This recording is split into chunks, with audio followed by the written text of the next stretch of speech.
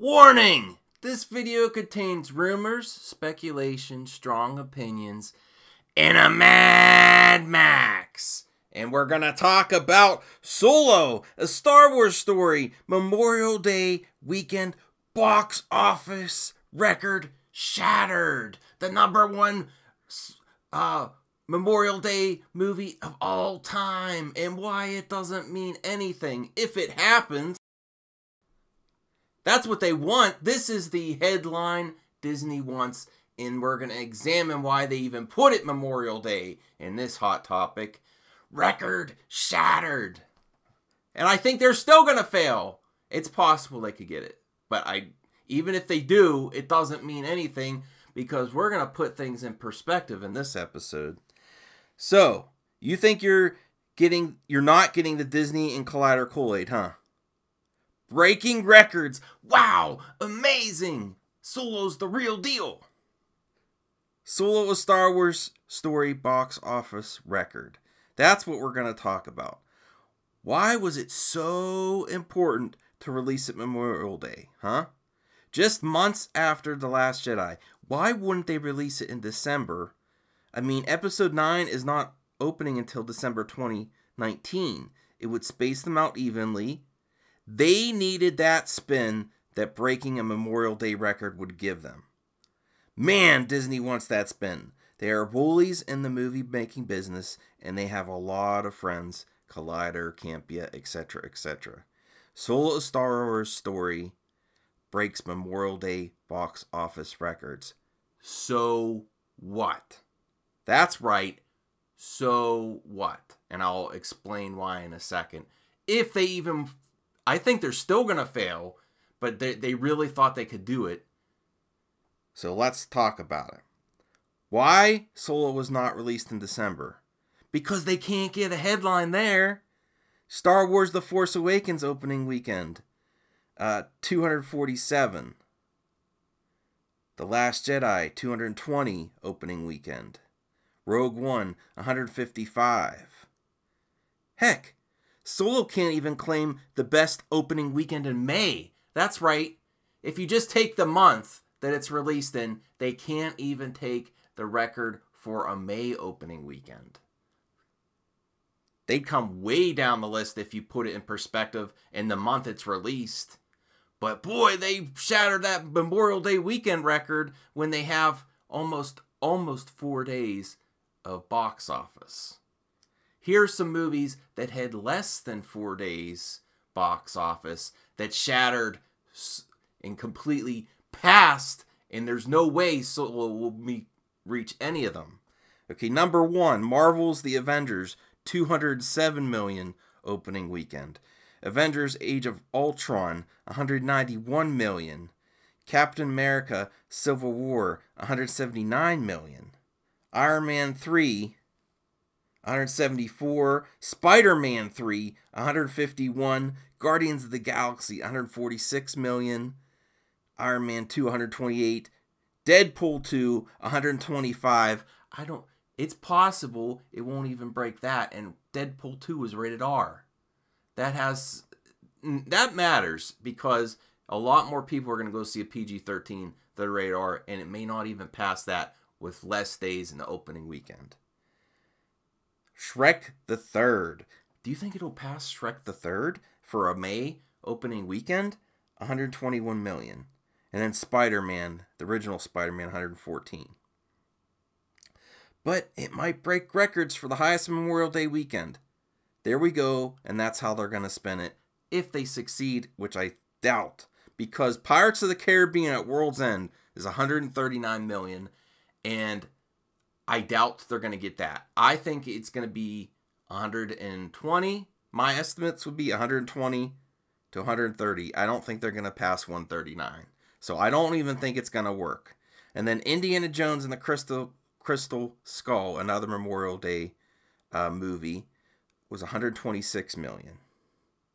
Okay, so that's how they want their headline to go. They think they can work with it, if it even works, because Solo is lame. Even though it has Star Wars in the title, which would make it a shoo-in, when you only look at Memorial Day records, it still will probably fail.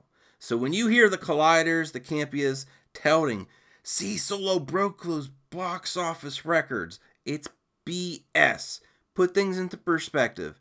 And the other record that Solo supposedly already broke with the fastest 24-hour pre-order on Fandango is also baloney. They held back ticket pre-orders until 20 days before release, whereas Black Panther and all the other Marvel movies were up a month to a month and a half before their release. They are really pulling out every trick in the book with this one, and they're still failing, and that's why it's hilarious.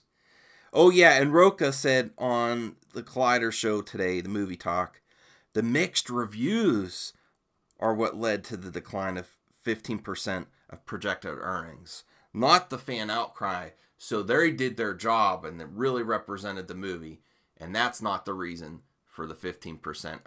Not Disney's horrible public relations with their employees and what they're doing on Twitter. And the fan outcry, and I'm not saying my channel, but a lot of videos on YouTube saying how upset they are with the way Star Wars is going. That had nothing to do with it, according to Roca. But let's also examine something else, because I think Solo will break some other records, and this is the records that I predict that Solo will break. Lowest opening weekend for a Disney Star Wars movie. Biggest second weekend drop off for a Disney Star Wars movie. Lowest worldwide gross for a Disney Star Wars movie. Lowest domestic gross for a Disney Star Wars movie. And lowest foreign gross for a Disney Star Wars movie. So there you go. They shatter records all over the place with Solo. That's my prediction, and it still doesn't mean anything, and it's still a lame movie. They changed the name to Ranger Solo in China because Star Wars can't sell there, and it'll be the fastest Star Wars movie to leave China too. Star Wars hasn't opened exactly on Memorial Day since Empire Strikes Back in '83, and they are opening there so they don't have to compete with the other recent Star Wars movies. Disney is playing softball. It's going for an easy headline with the Memorial Day weekend. It's a marketing trick that they've been saving for a Solo rainy day. Plus, the recent baloney movie companies have been doing is saying it opens Friday and it's an opening weekend gross, when there's opening night is actually Thursday, the preview night, and the movie magic opening four nights and 3 days of revenue to also spend media. And since Pirates, which I don't think it's going to pass, 3D, IMAX, 4D, D-Box are all a thing, and that also helps. Another amazing thing Marvel has proven with the success of the MCU is, if you're doing it right, the revenue goes up, not down. And all the excuses that companies say they have are also BS. Theater revenues down, home theaters, smartphones, pirating. Take Transformers. Yes, the movie franchise has made a lot of money, but less each time. Can you imagine if we got a Transformers movie from a competent director? We would be talking $2 billion for Transformers. Flash forward to today, Transformer 7 pulled from the slate. Complete junk that Hollywood has been getting away with for too long. You make quality movie, you listen to the fans, you build it, they will come. And you make more and more each time. And then they would deserve it. So they should get their heads out of their asses. And the lamest shill sales pitch is, it doesn't have to make $1 billion to be a success. Star Wars will be fine. Alden nailed it. Because it's Star Wars, it should be doing better each time, not worse.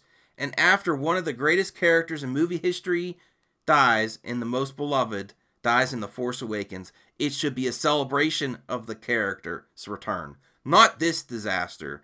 If you can't get it right, don't touch it. So, now that we've examined this headline Disney is so desperate to get for this Memorial Day weekend, even if they do you think it matters? Because I think next weekend is going to be a real disaster for this movie. I really want to know your thoughts on this hot topic, and I want to thank you for joining. you don't have to follow me anywhere. All I want from you is to join the conversation, talk movies, talk Star Wars, talk about a hot topic. See you in the next one.